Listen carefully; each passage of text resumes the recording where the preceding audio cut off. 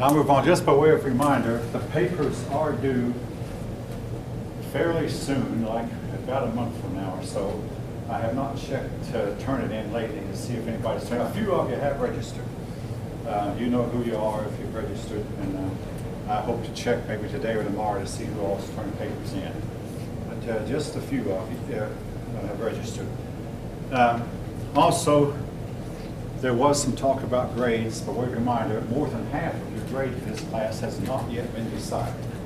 So if you have not done well so far, you have a chance to pull it up, even though I will say this, most students who are doing poorly on the first 3 or 4 tests will do poorly afterward.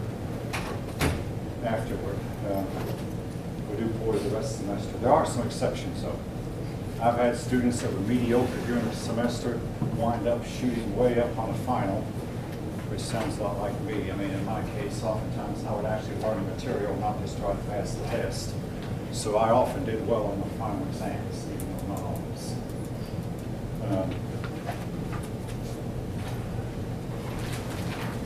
All right, if you want to know your grade, again, check on iCollege. If you know how grades are averaged, check the syllabus where I give the formula I use. The paper about 20%, pass about 10%. The final exam something like 20%, and the test 40%. If the test average with a low score thrown out. Oh yeah, on your iCollege, iCollege, you'll see a pass average. The low score was not thrown out for the pass. But it will be for your test. It won't be for the final exam either. All right. Now move on. Islam.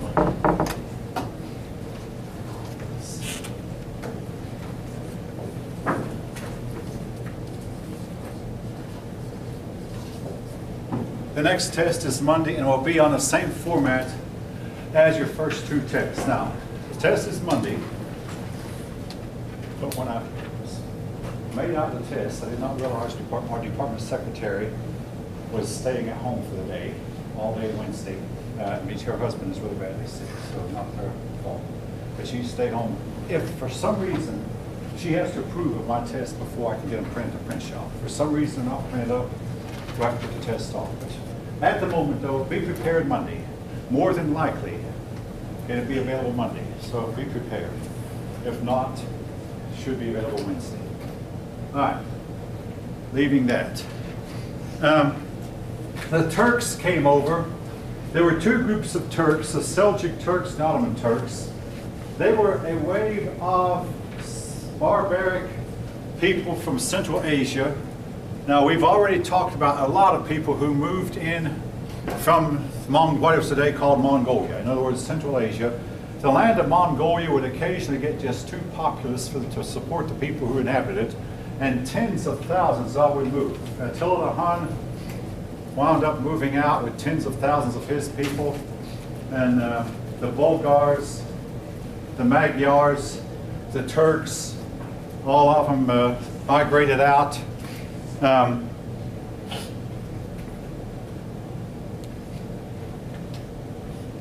These people came in and they just slaughtered the Islamic world pretty badly. And yet, when they came in, they put an end to a lot of, at least a temporary end to a lot of squabbling in the Arab world. They told the Sunni and the Shiite Muslims, now forget about your quarrels, you're going to live at peace with each other, and we are your overlords. Now, the Turks, along with Genghis Khan was a Mongolian. They might have permanently put an end to Islam. Except for one thing, they converted to Islam themselves. Genghis Khan didn't. Now, Genghis Khan didn't, but the Turks did, and the Mongols. Now, don't get the impression that Mongolia is an Islamic country, folk. It isn't. But some of the Mongols who came over and settled, and who came to the Islamic world and settled there, converted to Islam. But the Turks, while they put an end to the quarreling, at least a temporary end, The Turks also, when they converted to Islam, became very stringent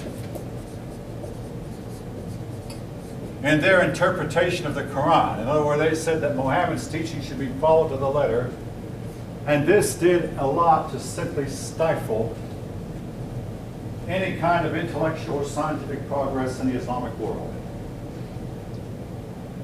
Because Islam, with them having taken over Islam, they simply were not a scientific people. They were actually looked on by both Christians and Muslims as being barbaric. And they did not understand that science calls for intellectual freedom, scientific progress calls for people who are free to think for themselves and free to dissent. And adaptation and change became very, very difficult. It was the Turks who finally captured Constantinople. The year was 1453.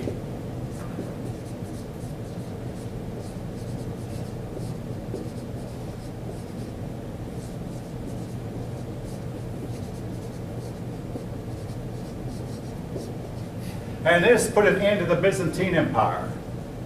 The Byzantine Empire had started with Constantine around 312, so the Byzantine Empire lasted 1,000 years. And then the Turks captured Constantinople and the Byzantine Empire came to an end.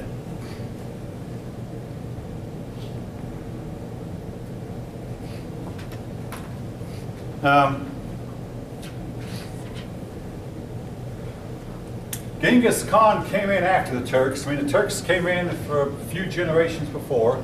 Genghis Khan came in around the 1100s, and he unified the Mongolians. We're going to talk about him when we come to the chapter, but I mean, I'll introduce him to you now. When we come to the chapter on China, we'll talk about him. Genghis Khan conquered most of China, and when it comes down to the question of who built the largest empire, Genghis Khan might have been the man who did. Now, if you can, he claimed he had all of what is today Siberia, but if you can believe that he actually had that much territory, he claimed he had, then his empire was bigger than anyone else's. Bigger by far than the United States, bigger than Canada, bigger than Alexander the Great's empire, bigger than Cyrus the Great's empire, and also of all the world, I mean, of all the world's conquerors. Genghis Khan is the only one who can be said to have started out in poverty. Now you might ask, what about Hitler and Napoleon? Hitler and Napoleon go down in history as losers. Every modern day conqueror, I mean, when I say modern day, every conqueror since Genghis Khan who has tried to conquer the world has died losing, including Hitler, including Napoleon. Hitler, of course, started out rather poor, so did Napoleon. But Genghis Khan really truly started out in poverty. I mean, Alexander the Great, his father was the most powerful king in the Mediterranean world, so you can't say he started out in poverty. Julius Caesar came from a very wealthy noble family in Rome. But Genghis Khan's father was killed when he was 10 years old, and he drifted around from one place to another during his youth, leading just a bunch of women, and who all the men deserted him. Practically all the men deserted him, so he led a bunch of women. Then when he grew up, he formed alliances with a few of the Mongol tribes and conquered all the Mongol tribes, unified them, then went on to conquer China, then went on to come to the Middle East and just slaughter every town he could come to, mercilessly. I mean, he simply loved killing. Your book will mention more about this later. All right.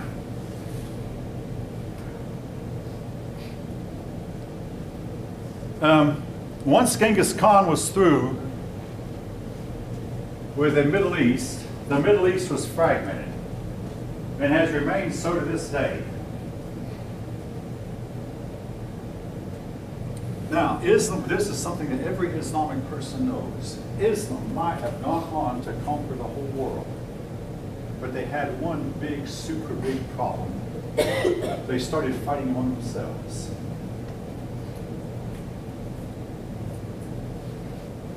If they had not started fighting among themselves, if they had been able to remain united, who knows? Now,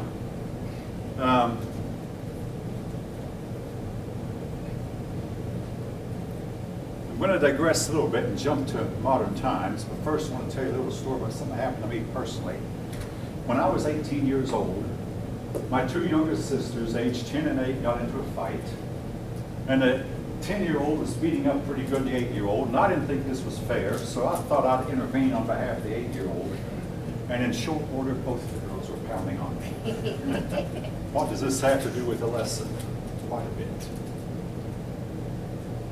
All right, 2015. We have Russia fighting ISIS. The United States is fighting ISIS, but then again, Russia is on the side of Assad in Syria, and we have been trying to get Assad whipped. So on the one hand, we're on Russia's side, and the other hand, we're their enemy. And this is a kind of mess that the Islamic world has found itself in all the way down through the ages. Just in the last 14 years, they're constantly fighting each other. And one side is your enemy today and your friend the next, and then your enemy again. And let's see, Osama bin Laden, folk, he once was our friend. Then he became our hard enemy. And in the course of our fight trying to find Osama bin Laden, we have learned that he was an Arab, an Arabian. Some of his Arab relatives were helping him, sending him money and seeing that he was comfortable. He went to Pakistan, which supposedly is our friend, and the Pakistanis knew all along where he was, and they were sheltering him. But then at the same time, because the Pakistanis depend so much on trade with us, they wound up telling us it was okay to send our 2 helicopters in and take him out. Is this confusing? This is the way that these people operated for the last 1,400 or so years. You're on one side today, and at the same time you're on this side, you're also on this side. And it sometimes becomes difficult to tell which side is the worst. Now, when Iran and Iraq started fighting in 1980, Henry Kissinger, who had once been our Secretary of State, said, it's too bad only one side can lose. Well, the Iran-Iraq war lasted about 8 years, and the good news for us is both sides lost.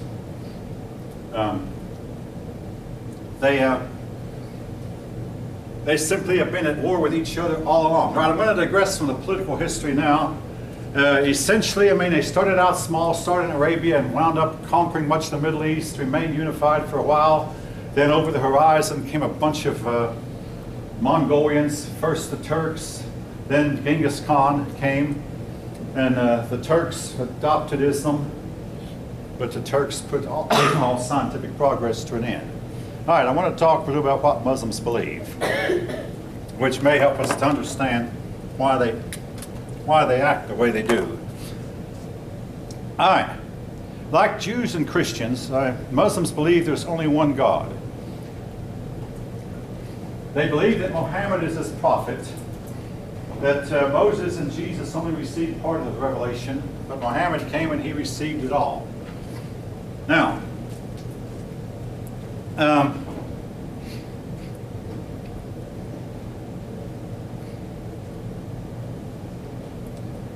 the authors of your book, I mean, with all respect, this book was written before, your book was written before ISIS.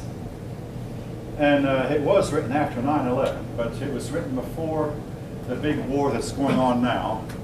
And your authors try to play down some of the things that Muslims are accused of, particularly when it comes to the issue of fire and sword. All right, do Muslims believe that they should spread their religion by forcibly converting the people they conquer, by fire and sword? All right, the answer to that is, folk, it depends on the time and the place. At times, they have been tolerant toward Christians and Jews and even Hindus when they went to India, and at times they convert by fire and sword. Now, I've had several Hindu people in my class, but I had a Hindu man who insisted that when they came into India, his ancestors were converted by fire and sword. In other words, the answer is it depends on the place and the time. At times, they have definitely converted by fire and sword, and at times they have not. You cannot make a blanket statement that applies to all their situations. Did Muhammad advocate the use of fire and sword to forcibly convert? In one simple word, folk, the answer is yes. Now, the Quran. All right. First of all, the first place Muhammad conquered was his home city of Mecca, and he forcibly converted the Meccans, fire and sword. Then he advocated more peaceful means of persuasion, but late in his life, just before he died, he wrote in his Quran that, and I want to quote as best I can, kill your neighbor, kill the infidel, don't be afraid, and don't feel bad about killing persons who don't convert. This you can quote. I mean, I've heard people give exactly book, chapter, and verse in the Quran where he actually said this. So, persons who are practicing Islam, who believe in converting by fire and sword, do have Muhammad's Quran to go by to convince them that they should convert by means of fire and sword.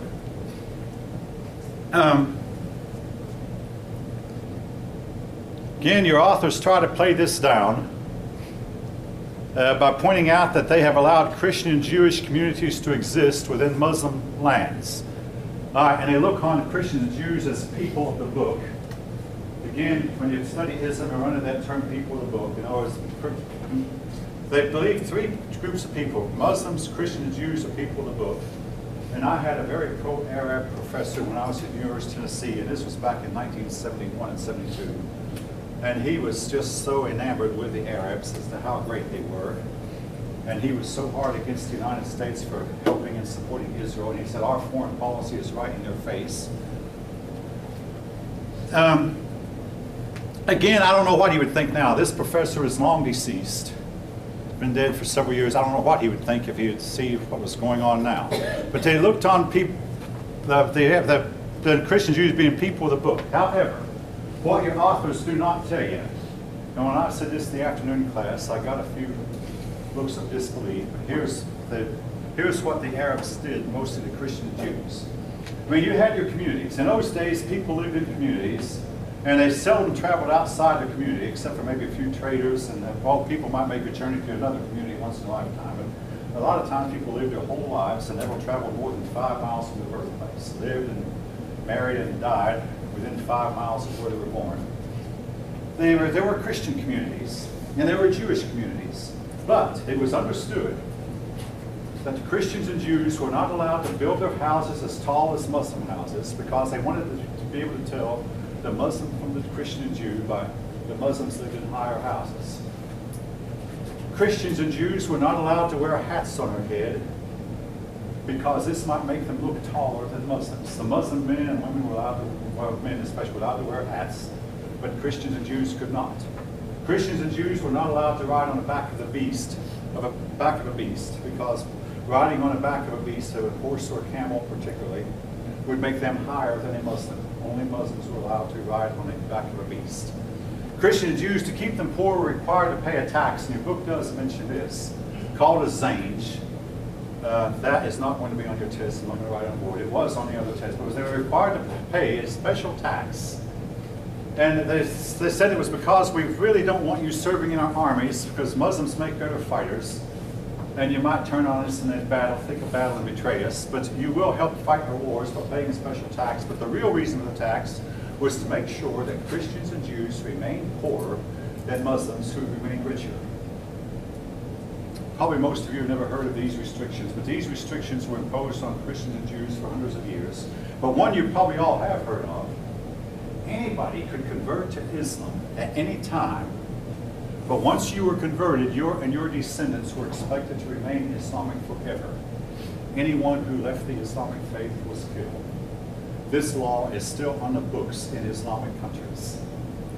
There have been cases where people have tried to convert, and of course they've been met with a death penalty, but countries in Europe, particularly Italy, and even France, have said, hey, you can seek asylum here, come over here and have asylum. But, and some of these people have gone to Europe and changed their name and changed their identity and tried to look different in order to be able to convert to the religion they chose and live.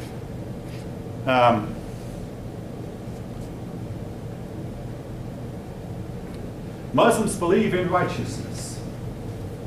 Again, folk, and they believe in judgment for the wicked. This sounds very much like Christians and Jews, that someday the wicked will be punished, the righteous will be rewarded. But there's one big difference between, they believe that government should impose its laws on the people. I mentioned this in this class Friday, I know. Folk, again, I want to remind you, no Muslim is any harder against tobacco use, smoking tobacco, than I am. No Muslim is any harder against adultery than I am. But the difference between me and them is, I believe that these issues are better off if left to each one of us individually to decide, and not left to the state to decide for us. We all choose how much tobacco we want to smoke. We all choose individually how much alcohol we want to consume. It's an individual choice, and not something that the state imposes on us. Which brings me to the next point. Islam then insists that wherever they are, they have to be in charge. Why? Because non-Islamic countries would not allow them to kill their son or daughter who converted to another religion unless they are in charge and control.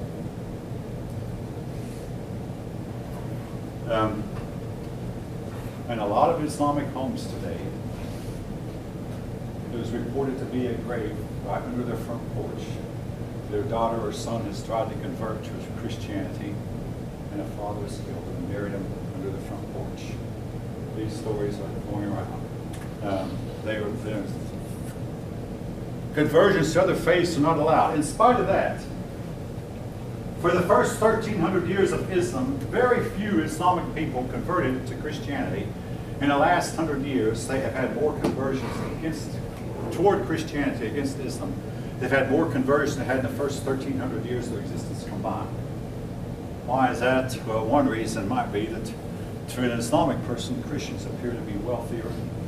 Their countries appear to be healthier, wealthier, and have inventions, have things like the automobile and airplane, which Islam has lacked. In the last 1,000 years, folk, Islam has invented practically nothing. Now, the two I mentioned here last week, two inventions it did make. They invented algebra. Right? They invented the zero. And they gave us the Arabic numerals.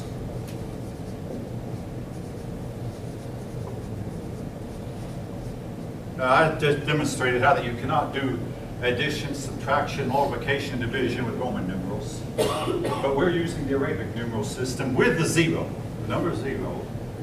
And it enables us to teach 8 and 9, well actually starting as young as 6-year-olds, how to add and subtract. And then by the time you're 8, start dividing small numbers. And by the time you're 9 or 10, dividing long numbers, long division. Hopefully all of you did this in school. Divides 4 numbers into 6. So 4-digit number 6, and come out with maybe a 2-digit answer, depending on the value of the numbers. Hopefully all of you know how to do that. Again, we owe the Arabs that much. They taught the world how to arithmetic, basically. And they advanced from arithmetic to algebra. But then they never advanced from algebra to calculus. And never advanced from algebra to trigonometry. No, they got to a certain point, and their advancement stopped. And a lot of it you can blame on the Turks. You can also blame it on the fact that you reach a certain point in your studies. I mean, if you have any worldview at all, and sooner or later some scientific discovery is going to come into conflict with what you have believed. I say let science march on. Eventually some scientific discoveries prove to be false. In fact, with all due respect, a lot of medical practices and a lot of what we thought of as being scientific proofs turn out to be wrong. Ptolemy's view of the universe with the Earth as a center held sway over Western European minds for 1,800 years before Copernicus finally broke the spell. And every time astronomers proposed something that made Ptolemy's view look like it was wrong, they'd simply explain it away and try to fit everything into Ptolemy's view of the universe, with the Earth at the center. Finally, Copernicus said, hey, forget about the Earth being in the center of the universe. Right, I'll move on. Then we got to look studying the universe more and more and more, and learn the universe bigger and bigger and bigger. And we came to the conclusion, some of us have anyway, that hey, where is the center of the universe? Somebody said, well, anywhere you stand in the universe, wherever you are, it's going to appear to be the center. That might be true. But others have said, no, really, when you come right down to brass tacks the matter, the earth is the center. So we go one way, get more knowledge, go the other way, and get more knowledge, and go right back to the same direction we were starting from. In the field of medicine, when I was a kid, herbs were looked on being primitive medicine. Oh, we don't take herbs. Because at one time, medicine consisted of collecting herbs, roots, and plants, life, and then we got more knowledge, and we looked on it. Well, herbs is primitive. Then we got even more knowledge still, and today you go to the drugstore, and what do you see on the shelves? Lots of herbs. The doctors warning you about taking it, folk. I took some herbs myself, and I'm having any problems now. So be careful. Too much of it can be harmful. Just be careful what you take. But by the point we go back and forth in knowledge, and at times we think we know one thing, then we turn around and realize we don't know anything, so we go the opposite direction, then we turn around and wind up going back the way we started to begin with. That's okay. It shows we're learning. The problem is, the Islamic people, they cannot change. They got it right the first time, and folk, when you get to where you know it all, you got it right, you stop going. They got it right the first time in their minds, not necessarily in mine. Therefore, they don't need any new knowledge. The result is a stagnant society that has not invented anything in 1,000 years.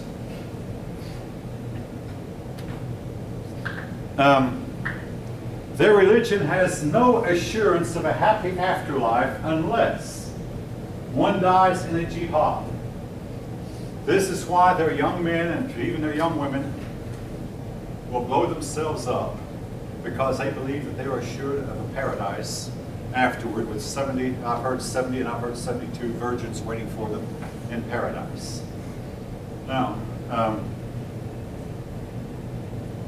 I heard this one time, and don't quote me on it, but I heard that Muhammad did not believe that women had an afterlife, that the virgins that were waited the men were just simply new creations in the next world, women who had not lived this world. And he actually believed that women did not have a soul, that only men had a soul, and only men were going to have a happy afterlife. And I've heard that he believed this, but if you ask me to pinpoint where did I see it, I can't tell. I don't know. I would suspect it though, because here's what he believed about women. And this has gone from on in Islam from that day to this. They believed that women were to be completely, totally subservient to the men, to their fathers while they were growing up, and to their husbands after they were married. And that women should be covered up. At times they said even women should even cover their faces. That women should not show any part of their flesh.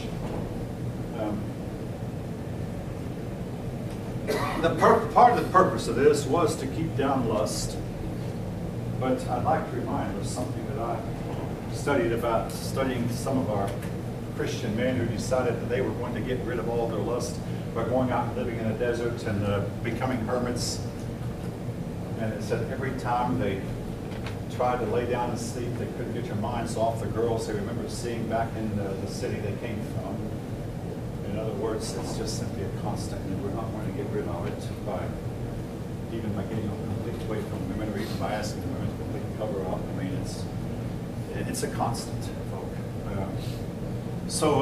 But anyway, they believed that they could curtail lust by requiring their women to dress with extreme modesty. Each of you decide for yourself what you believe about it, but a lot of the countries still practice this. In the land of Arabia, a woman's testimony counts only half in court as much as a man's. A woman is not allowed to leave her home without being escorted by a man, either by her father or by an older brother. or by her husband.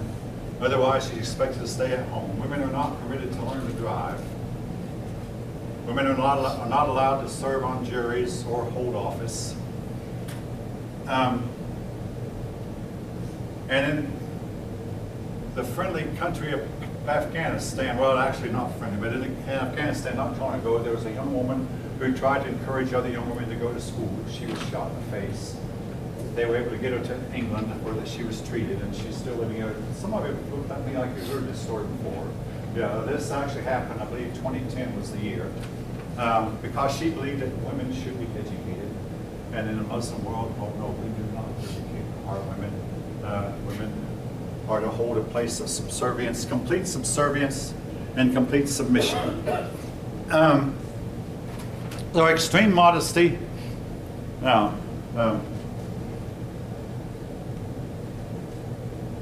and again, all right, while I'm on the subject, in our own country, now of course you might can guess I'm conservative, but the liberals in this country are all for women's rights. When it comes to Muslim women, our own liberals have nothing to say against the way they're treated. I mean, Muslim women are going to have to, I mean, a lot of them have to undergo what's called female circumcision, supposedly to try to keep them from being tempted to commit adultery once they're married. And liberals never utter a word of protest.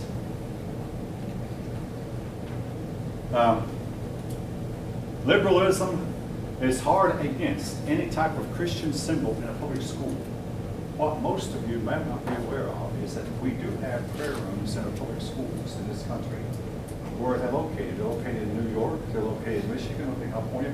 If you don't believe it, folks, look it up on the web. Now, my wife met one of my pupils. They were in Powder Springs one time. I mean, I taught at a school there before Obamacare kept me from teaching in other schools. Anyway, I said that part-timers going to teach 7 courses and no more. Because the government would have to pay us full-time benefits. All right. I taught at Powder Springs. My wife friended a pupil of mine, and he said, we didn't believe it when he said that there were Muslim prayer rooms in public schools. But we looked it up, and sure enough, they were there. At taxpayer expense, the public schools put prayer rooms in the public schools, and the ACLU or no liberal ever utters a word against it. Now, I say prayer rooms, they have to set up 2 of them. I mean, it's not like, all right, somebody point out, oh, you Christians are allowed to form Youth for Christ clubs. Yes, Christians are allowed, the Supreme Court's rules are allowed to form Youth for Christ clubs, and they can ask for people to join, and they can meet. And they might meet, let's say they meet in Mr. Daniels' math class, and the only cost to taxpayers is while they are meeting, they might turn the lights on. And that's the only cost to taxpayers. It costs the electricity to light the room while the Youth for Christ Club is holding the meeting. But in the case of the Muslim prayer rooms, catch this, they have to have 2 of them in every school. One for the men and one for the women, because the men and women worship in separate buildings. I see it one head nod, you heard this before. The men and women, and also they have to put down special carpet because they can only pray on carpet. They have to have tens of thousands of dollars worth of plumbing because these Muslims must wash off different parts before they go into a prayer room.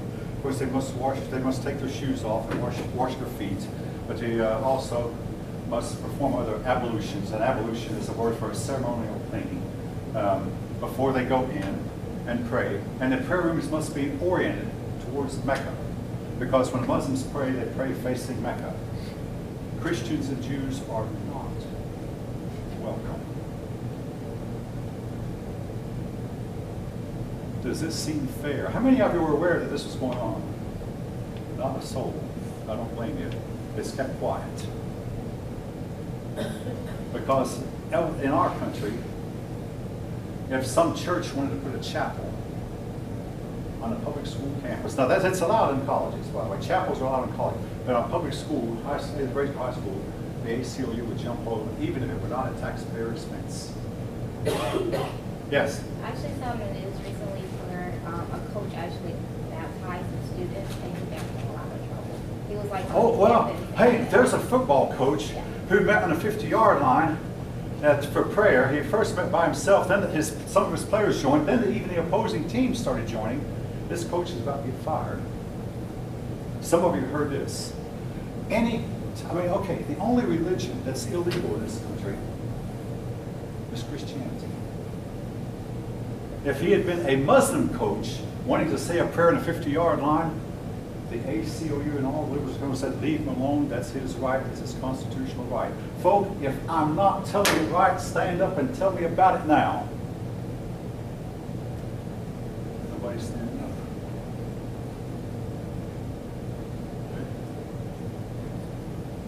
Folk, what I'm telling you is true. It's a statement I can utter.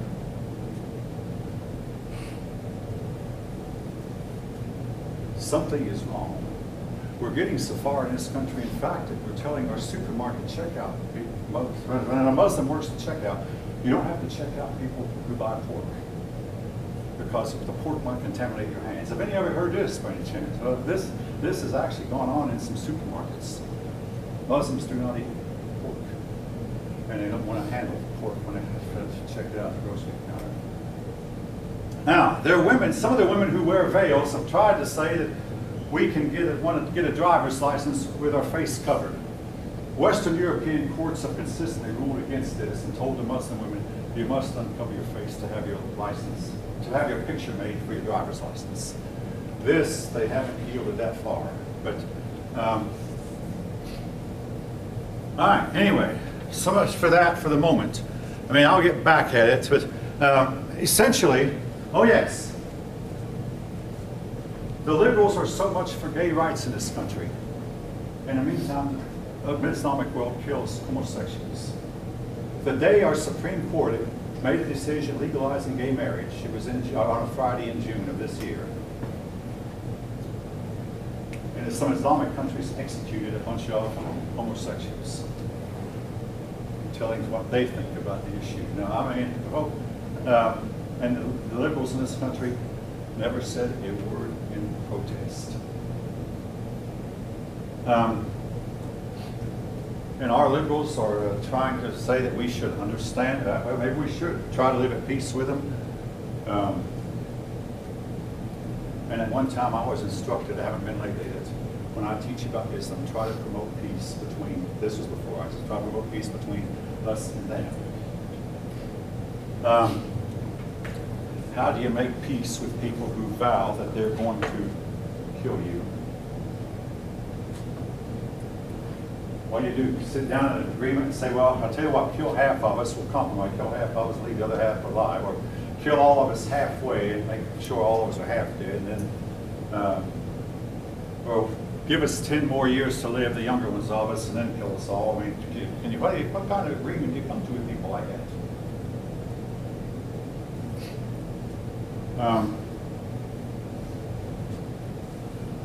These people are always right.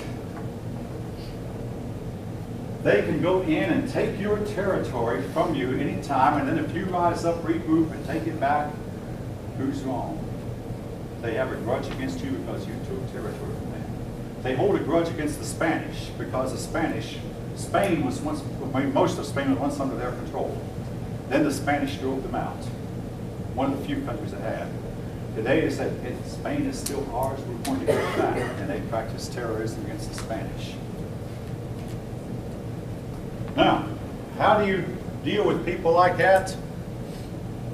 I spent a lot of time thinking about how to drove in today because I've heard the news. The latest news is that a bunch of them are approaching the Israelis, particularly Israeli clerics and Israeli soldiers, and stabbing them to death. And the Israelis, of course, are fighting back. And they have killed more of them than have been killed of the Israelis. Now, Israel then is erecting a wall between their part, and the Israeli police erecting a wall between the Islamic people and the Jewish people living in Israel. The world is going to take the side of the Arabs. Folks, it's been about 10 years ago, Israel underwent 1,000 suicide bomb attacks. At least 1,000 suicide bomb attacks. And the Israelis then put these people inside containments, walls, built up walls that were tall and had glass and barbed wire at the top of the walls and contained them. The suicide bombing attacks stopped. And guess which side the world took? the side of the Arabs because the Israelis were violating their rights.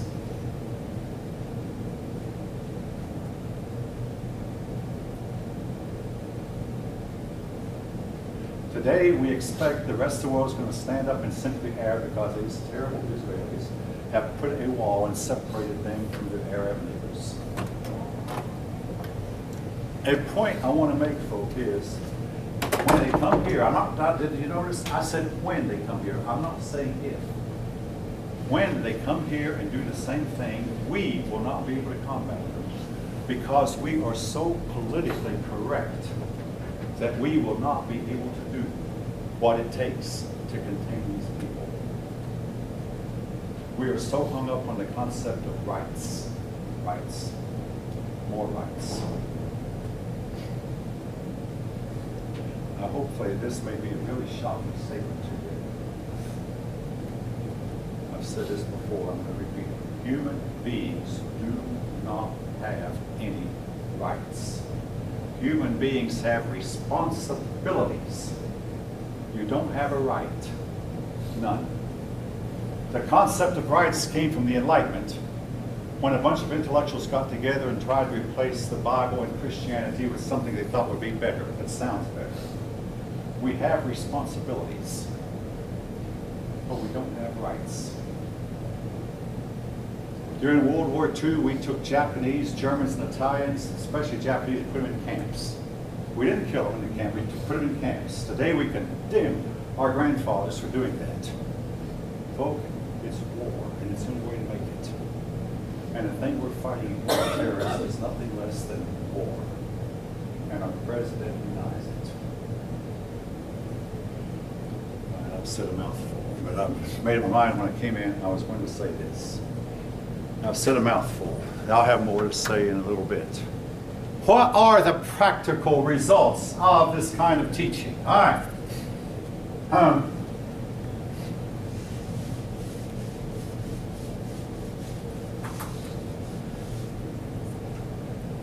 Folks, the first thing I think about when I think of the practical results is you have a people here who have invented nothing, while the rest of the world have created the automobile, the airplane, the telephone, the telegraph, the light bulb, the computer, the digital calculator, and the internet, the cell phone. And what role have they played in this? Not any at all to speak of. Well, there's been the transistor, the integrated circuit, the microchip. Well, that's something because initially they were far ahead of the West. They were far ahead of the West back in the 1000s, 1100s. They were ahead in the fields of astronomy. They were ahead in the fields of medicine, astronomy, medicine, and mathematics. Well, particularly with mathematics, folks, that should have enabled them to jump ahead and forge ahead and create and build, well, automobiles, airplanes, computers. They stopped. Their creativity all stopped. And I strongly believe that if Thomas Edison had been born in Morocco, or been born in Arabia, or been born in Algeria, or been born in Syria, all of you know these are Muslim countries, so I hope you know that, he would have invented absolutely nothing.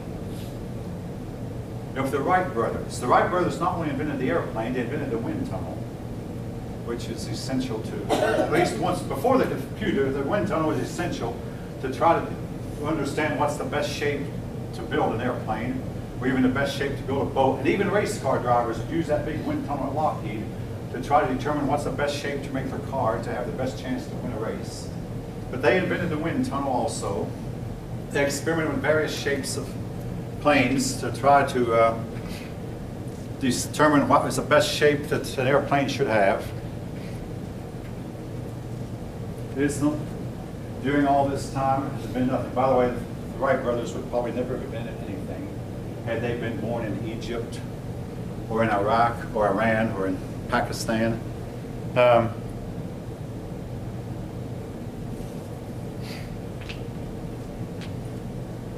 Part of this blame might go to the Turks, who stifled them, because it is known that Muhammad did favor scientific advancement and scientific learning.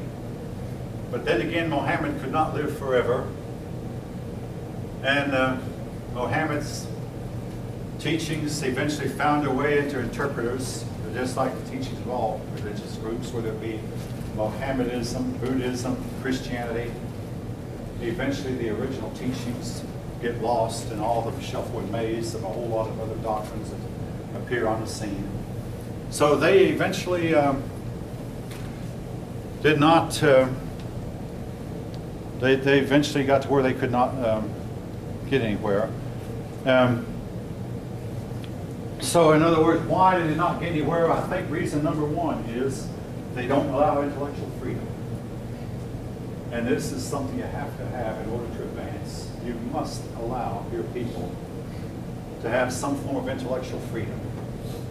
Without that, there is no scientific advancement. The freedom to dissent. I mean, Robert Fulton's steamship was one time called Fulton's Folly. They laughed at it. He put it together anyway. It became the standard way of getting even across the ocean. By 1826, the steamship crossed the Atlantic.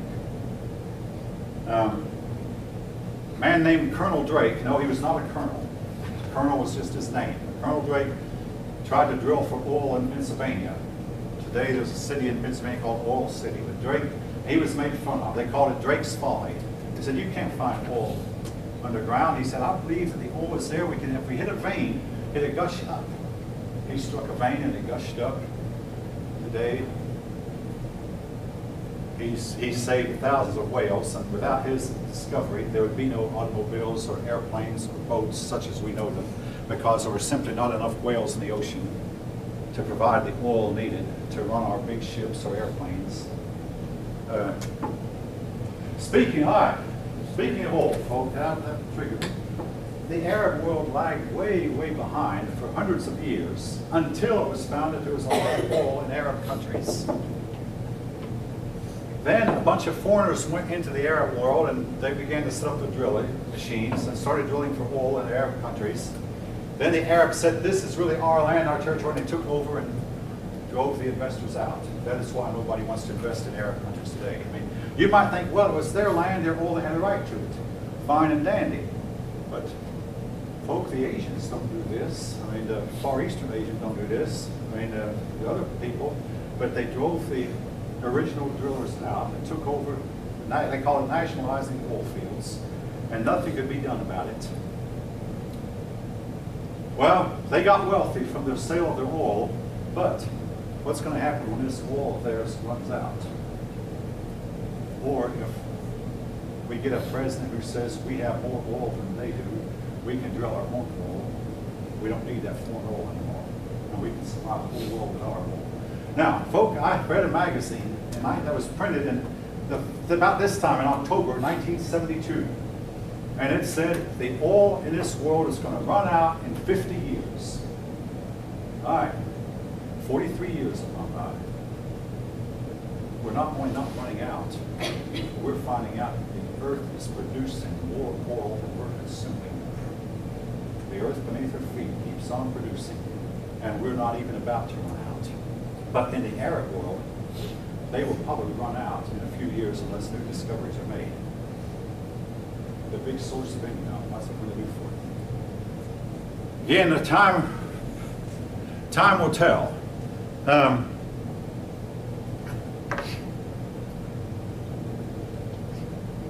All right. In addition, now, other things that Muslims believe it's wrong to drink. Now, I was asked, does that mean that none of them drink? No, folks, there is no religious group, and that includes mine, or that all the people who follow that religion follow all the rules laid down by that religion. I mean, those are not. Yes, some of them drank. Now, granted, Muhammad did not know anything about smoking tobacco. That was not discovered by the Western world. I mean, but it was not discovered until we ran into the until Europeans ran into the American Indians who smoked tobacco. So Muhammad did not know about it, but then some Muslim clerics said that smoking tobacco is wrong. But then some of them do, and they form a habit of it the same way as everyone else. Some of them drink. They have some of them who do, in spite of the fact that Muhammad did not allow it. Muslims do not engage in games of chance. Now, what is a game of chance? Well, they do not believe in card playing. They do not believe in rolling dice. You might say, hey, I think card playing is a game of skill. I mean, personally, I think so too. When the hand is dealt, it's dealt in a random fashion. Some of you might know what I'm talking about. That's randomized. But then it's up to your skill to play the hand you're dealt as best as your skill level will allow you to. Again, if you don't know what I'm talking about, don't worry about it. I didn't either for a while because my daddy did not believe in card playing. Then I grew up, but I will say this though, in favor of that, it can become habit forming and addictive. You can grab a hold of it, not let go. I saw it happen to a lot of young men in college I went to. The Christian college I went to, who they were taught by their daddies it was wrong to play cards, and then they got to college and started playing with other boys, and they would play the games all night long at the expense of their studies. I didn't start playing until after I graduated, and for a while I quit. I mean, for a while my family would play cards every time. Today, my family and I have not played cards in many years, but at least I learned how to do it. But Muslims do not believe you should play cards. They do not believe in rolling dice. I don't know, I guess they would not believe in playing Monopoly game either. Games of chance. Oh yes, very important, they do not believe in priestly mediators. Everybody can go to Allah directly without the need of a mediator. Now they do have clerics. They sometimes call them Ayatollah or Imam. They have imams, they have ayatollahs. But these ayatollahs or imams are not priestly mediators. They do not believe that there's a necessity for priestly mediators because everybody can go to Allah directly. Now, among Christians, the Catholics do have priestly mediators. Generally, Protestants do not. Martin Luther, we might say, copied the Islamic, even though he probably would never admit to it. But if actually he didn't really copy Islamic practice. He just came to believe that in what we call the priesthood of all believers. Every believer is his own priest and can go directly to God without the need of a mediator. But again, Catholics say no, we need to have a mediator to mediate between us and God. Each person can decide for themselves what they believe. All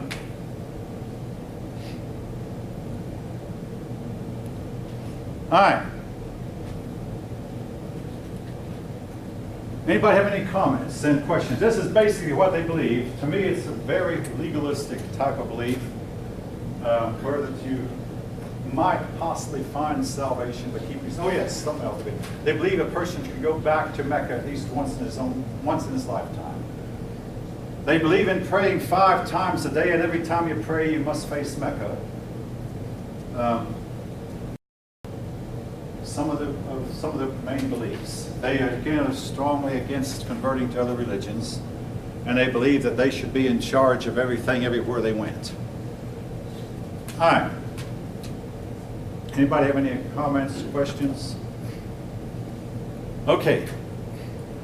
Again, folk, I can't emphasize enough how that what I'm saying here today, if I'd have said it in the class 50 years ago, some of it would have been out of date, but we ignored the Muslim world at that time. The Muslim world began to really assert itself when some of them got really rich drilling oil. And then we came into conflict with them when Israel was formed, and we decided under President Harry Truman that we would assist Israel.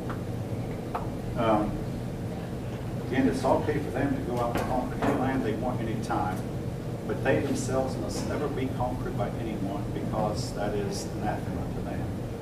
It's okay for them to do it. If you take any of their territory, they vow to get in. All right, which brings us up to the Crusades.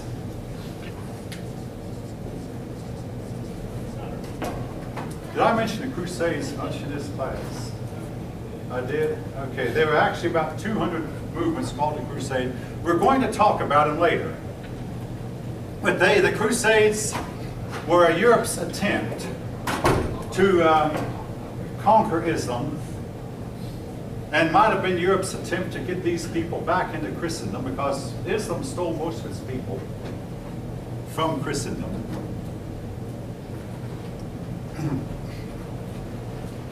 So it might have been the Pope's attempt to get these people back into the church and back under his authority. Whatever.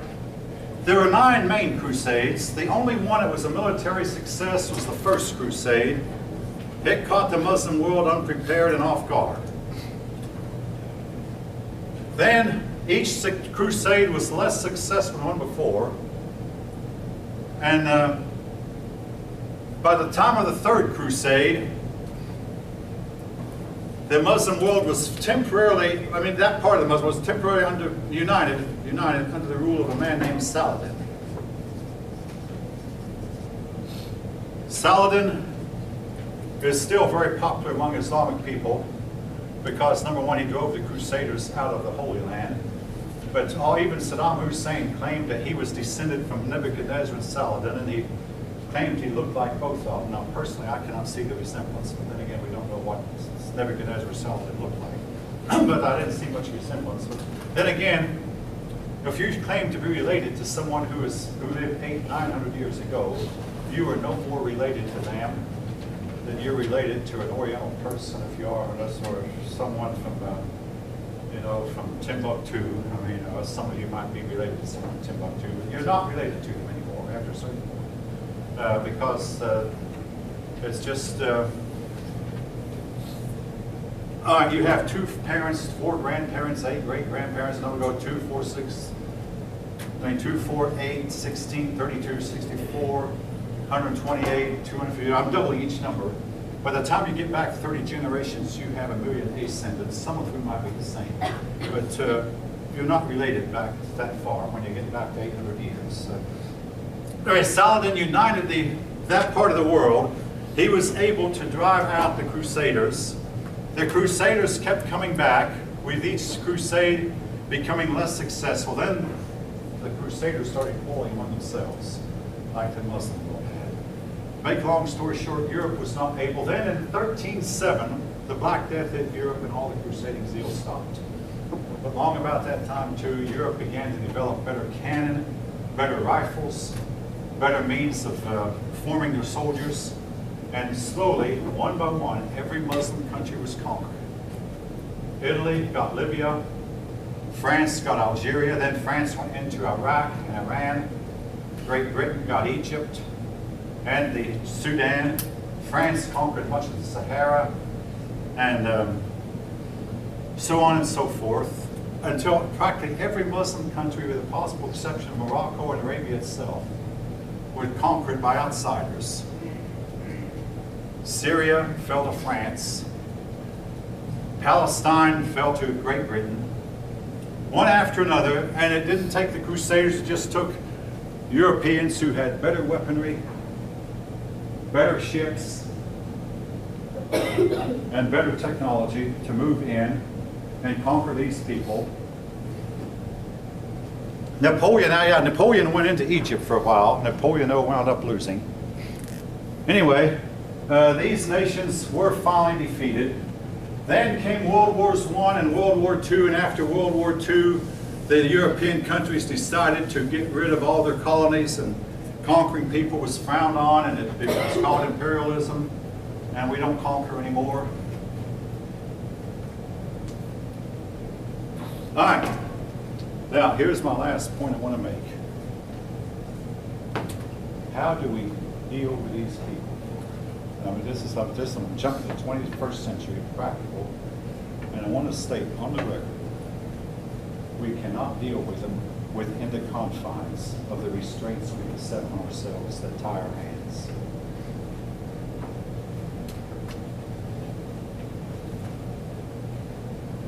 When the Europeans fought the American Indians, they drove them farther and farther west, but they drove them out and said, we can't live with you, and they drove them out.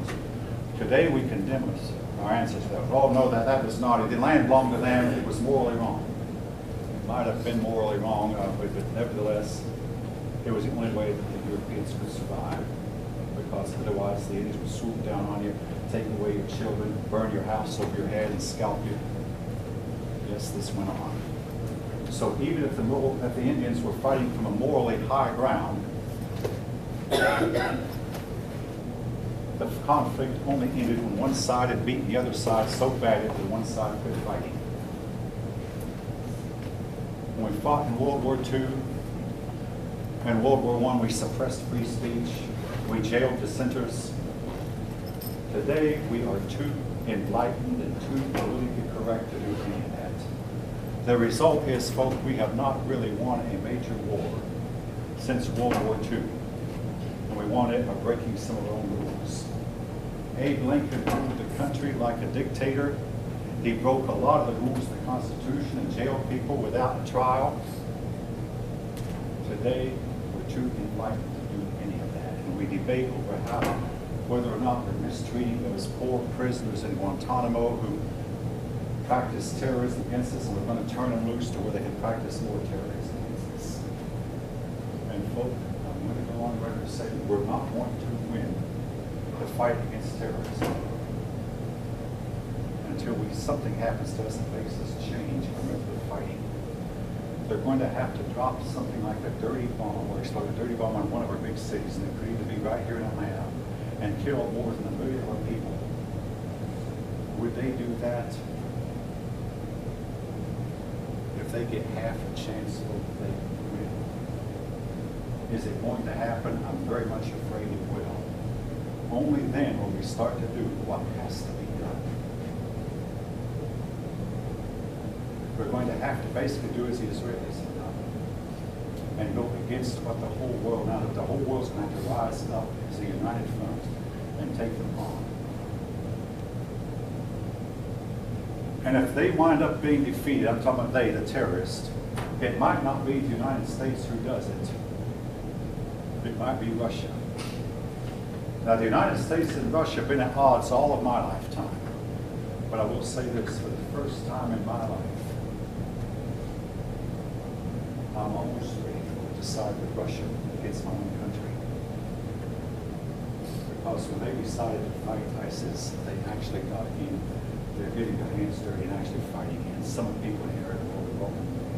All of you know what I'm talking about. All right. Now, folks, you've been attentive, you've been quiet, but if any of you have anything to say, I'll be quiet. Somebody speak up.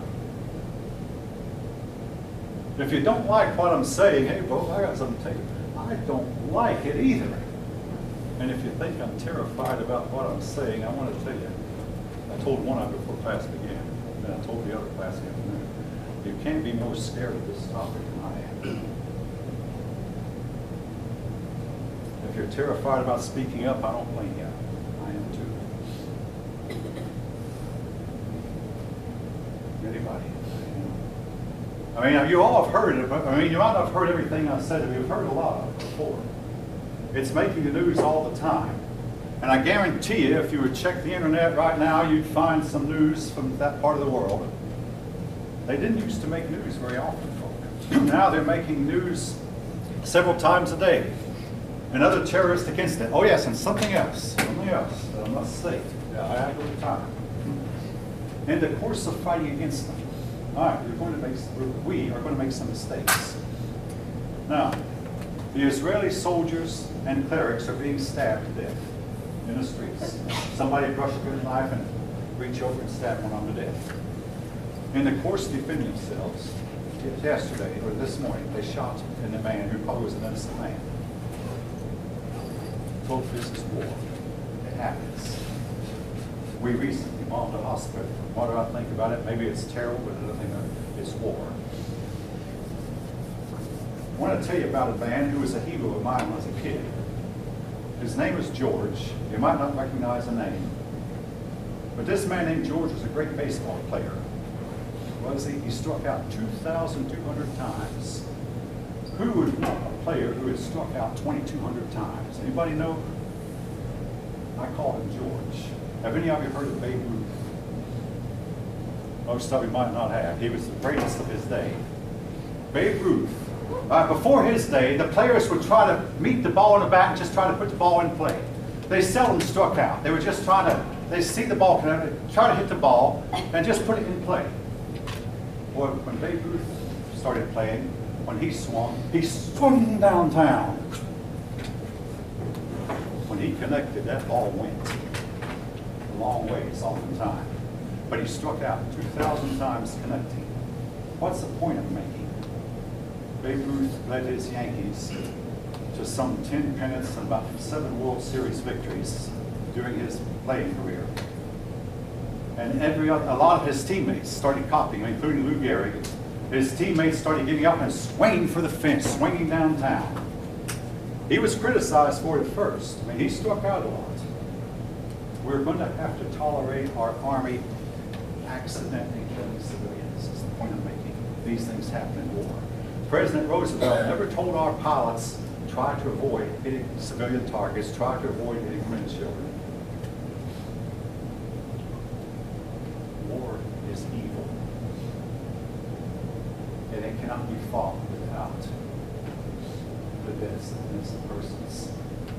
The alternative is to fight the way we're fighting, try to be nice guys and not engage until the enemy has killed you.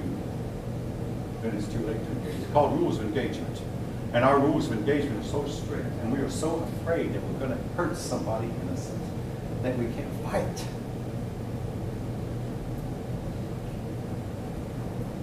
Again, anybody, if you disagree with what I'm saying, I don't blame you. But we're not going to win this fight. Fighting by the rules that we've set down.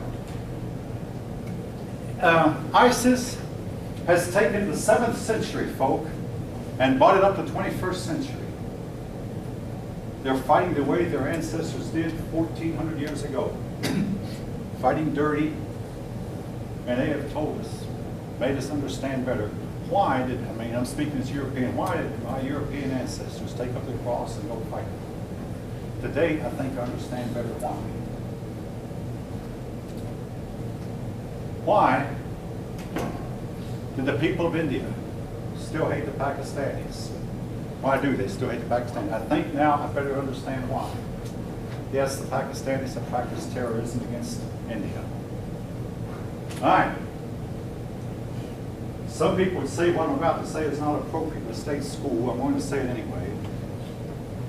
The story goes that when Abraham had a son named Ishmael, eventually he kicked the son out of his house.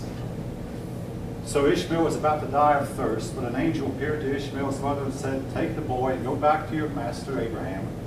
We said about this boy, Ishmael, I want to quote, he will be a wild donkey of a man. His hand shall be against everyone, and everyone's hand shall be against him. Most of the Islamic people today are descended from Ishmael. They believe we descended from Ishmael. And their hand is against. They have terrorized the Russians. They've terrorized China. They've terrorized India. They've terrorized the United States. They've terrorized Canada. They've terrorized Great Britain. They've terrorized Spain. They've terrorized Germany. They've terrorized Italy. Their hand is against everyone, and everyone's hand is against them.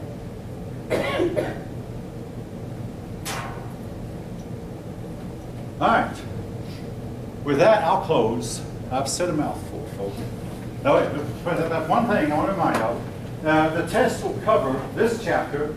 You can pretty well guess. Half of the questions will be on, you guessed it, Islam. Now, Africa is next, and if I get through with Africa in time, I'll probably review. Half the questions will be on Islam, and most of the rest of the questions will be on the chapter on the American Indians. When it comes to Africa, regrettably, I don't know as much about Africa as I do about Islam and the American Indians. There will only be about 4 questions on Africa. Nevertheless, it is important. You need to know about Africa in A for the course. But test is Monday, provided I get it back from the print shop, which 90% chance that I will. All right, everybody, have a good couple of days.